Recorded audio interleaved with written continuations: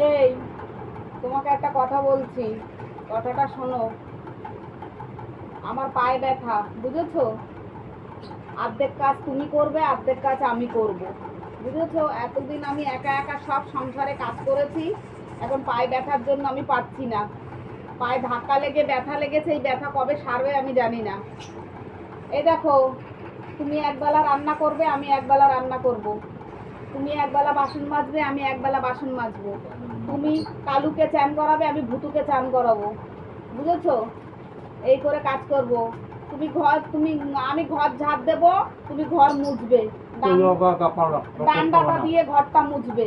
আমার পায়ে ব্যথা তো, আমি চোখের তলে ঢুকতে পারবো না, ঘরও মুছতে পারবো না। না, এটা কিন্তু সত্যি কথা বলছি, আমার কিন্তু পায়ে খুব ব্যথা।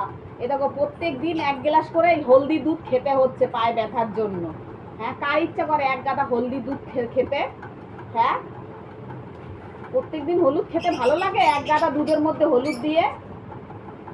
বলে দিলাম, দুটো কুকুর, তুমি একটা চান করাবে, আমি একটা চান করাবো। আমি ওদের সাথে পারি না, এখন বড় হয়ে গেছে।